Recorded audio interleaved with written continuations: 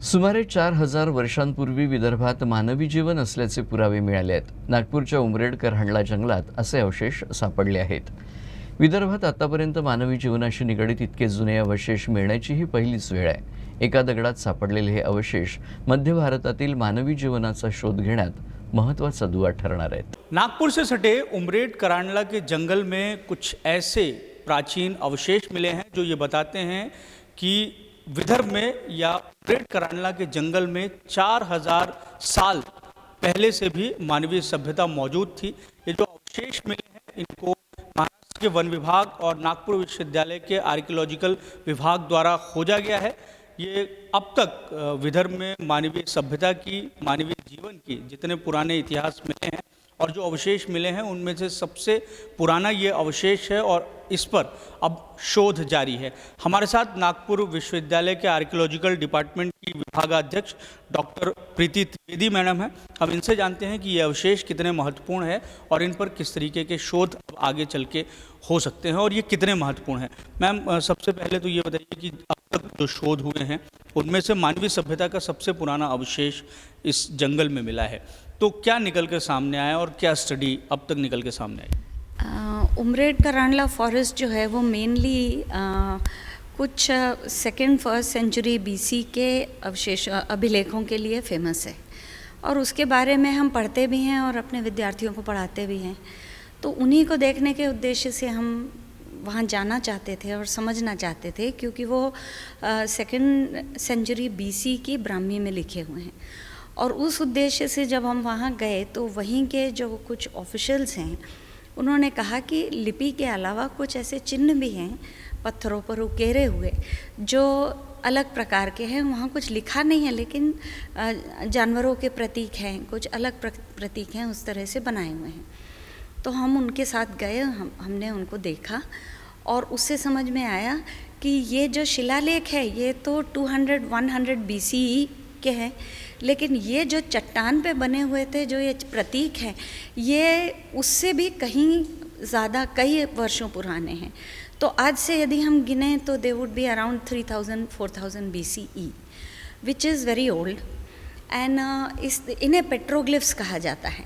यानी एक होता है रॉक आर्ट या शैल चित्र जिसमें पत्थरों की चट्टानों पर या चट्टानों पर पेंटिंग किया जाता है.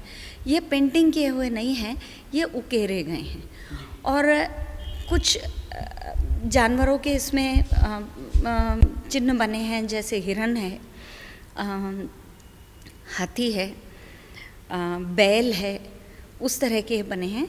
और उसके साथ साथ कुछ ऐसे चिन्ह हैं जैसे क्रॉस एंड सर्कल बोलते हैं. तो वो एक बहुत टिपिकल सिंबल है जो जीवन चक्र से संबंधित माना जाता होगा, ऐसे कुछ विद्वानों ने संशोधन में छापा है. तो उससे शायद जुड़ा हुआ होगा. प्लस एक चट्टान और है इससे जुड़ी हुई जहाँ पर क्यूप्यूल्स हैं. ये जो क्यूप्यूल्स होते हैं या कप मार्क्स, ये गोल आकार के गड्ढे बनाए हुए रहते हैं चट्टानों में. तो इनको कुछ लोग कहते हैं कि दवाई घोंटने के लिए, लेकिन कई बार ये भी समझा जाता है कि इसमें कुछ न कुछ पुरातन परंपरा परफॉर्म करने के लिए, या जिसको रिचुअल कहते हैं, वो परफॉर्म करने के लिए वो बनाए जाते हों. अभी तक ये कहना एकदम निश्चित रूप से कहना असंभव है कि ये क्या थे, मगर क्योंकि ये चित्रों के साथ मिलते हैं, इस तरह के सिंबल्स के साथ मिलते हैं, तो ये हम मान सकते हैं कि ये जो क्यूप्यूल्स हैं ये भी शायद किसी न किसी रिचुअल से जुड़े हुए होंगे, ऐसा मान सकते हैं. प्लस ये जो क्षेत्र है जहाँ ये मिले हैं, ये जो जंगल है ये बहुत ही पुराना जंगल है.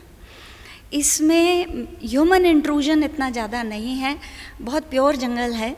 और वहाँ के जो फ्लोरा एंड फौना भी है, यानी जो वनस्पति है वहाँ की, वो थोड़ी घनी भी है. कहीं फलों के भी वृक्ष मिलते हैं, कहीं फूल के भी, और आसपास में नाले हैं छोटे या छोटी नदियाँ हैं. तो उससे भी समझ में आता है कि अक्सर आज भी हम कुछ भी परंपरा या कुछ भी रिचुअल जब करने जाते हैं घर से बाहर, तो ऐसी जगह पर जाते हैं जहाँ जल का साधन हो, घने जंगल हो, वृक्ष हो. तो ऐसा लगता है कि मनुष्य ने इसी कारण से उस स्थल में एक बार नहीं कई वर्षों तक जाते रहा होगा। लेकिन यदि हम इसको और शिलालेख को कनेक्ट करते हैं तो उससे ये समझ में आता है कि इस जंगल में आदिकाल से मनुष्य रहता होगा और वो ऐतिहासिक काल तक, बाद के काल तक भी विचरण वहाँ पर करता होगा। अब तो ये जंगल जो है वो रिजर्व फॉरेस्ट है।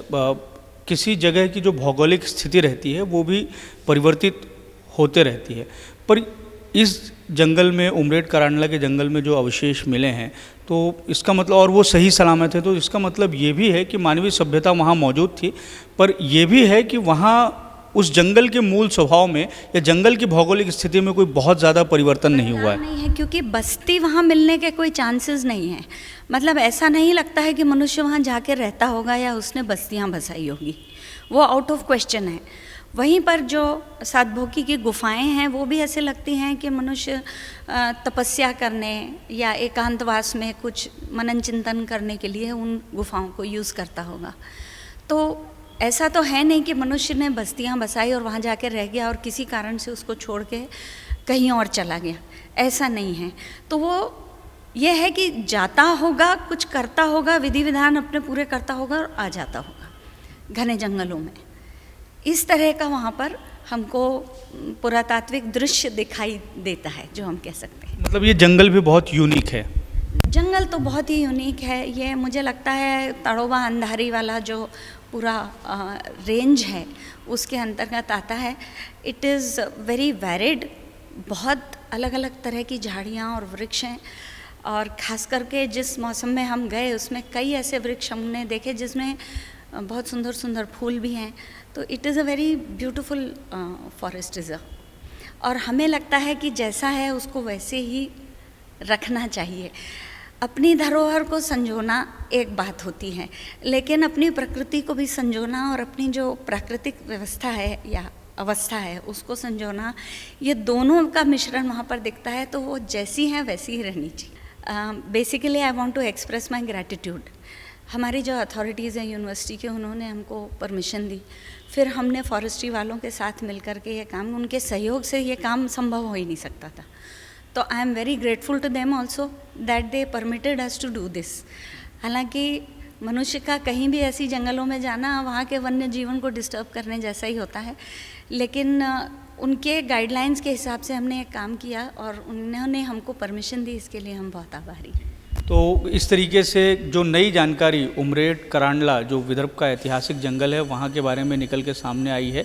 4000 पुरानी मानवीय सभ्यता वहाँ पाई गई है और वो दिखाई दी है। अब ये शोध का विषय बनता है कि किस तरीके से उस कालखंड की, उस काल की, उस दौर में मौजूद मानवीय सभ्यता, मानव जीवन के और भी बहुत सारी बातें भविष्य में होने वाले शोध से निकल के सामने आएगी। हमारे साथ अभी डॉक्टर प्रीति त्रिवेदी थी, जो नागपुर विश्वविद्यालय के आर्कियोलॉजिकल डिपार्टमेंट की विभागाध्यक्ष हैं। उन्होंने ये बताया कि आगे भी इस पर शोध जारी रहेगा, लेकिन एक यूनिक चीज़ अध्ययन के दृष्टि से ये निकल के सामने आई है। कैमरामैन अतुल गवई के साथ दिव्येश द्विवेदी, यूसीएन न्यूज़, नागपुर।